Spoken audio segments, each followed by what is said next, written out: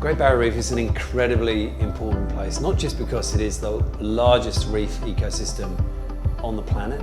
It's over 2,000 kilometers in length, over 3,000 different reefs within the system, but also because it is an icon. It's probably the most famous natural icon, or something that I can think of. And therefore what happens to it is important both from an environmental perspective, but also from an emotional perspective for people. So what we do here really kind of reflects how we're treating our oceans and how we're treating our reefs around the world.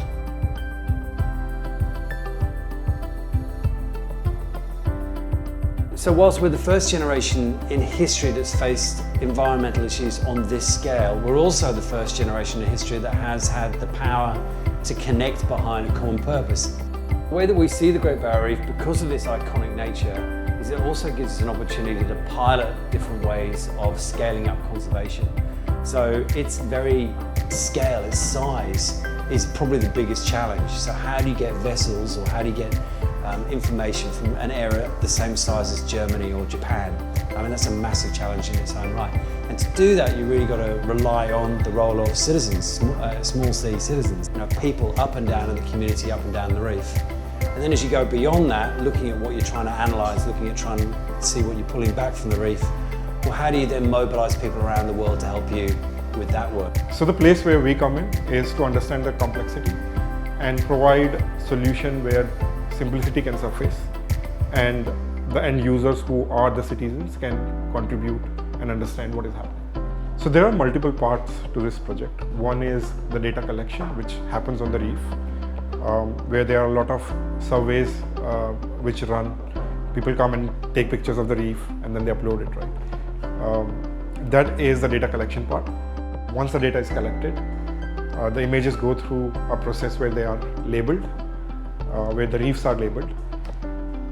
Then we provide a data engineering platform so that this full cycle can repeat through different surveys which happen every year. And on top of that, once all the information is categorized and the data is ready to be presented, then we work on the front end and the UX experience so that it can be simplified and it is easy enough for people to relate to the process and to participate in the process.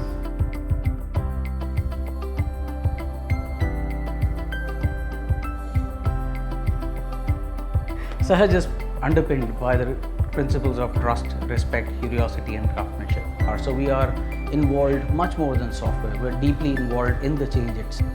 We wanted to be a part of being able to make a change to the environment, to the people, to the country that we're in right now. So it was no-brainer working with Andy and on the cause of saving the Great Barrier Reef. There is no more than Aussie cause protect. So the role that we've really relied on Sahaj for is helping us, I guess, rationalise that process, make sure the technology is there to help, not to hinder. And in order to do that, you really have to kind of see what we're trying to do, which is why we're out on the reef today with the Sahaj team to run through the process. They can really feel what it's like to get that photograph in the first place, get it on a GoPro, get it out of the water, upload it, and they've built the sort of back end that does the rest of the process as well.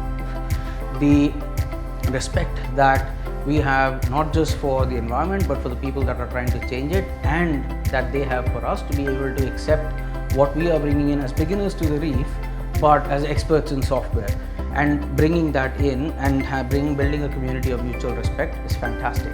So that's where I feel our principles were extremely aligned to what we were doing here.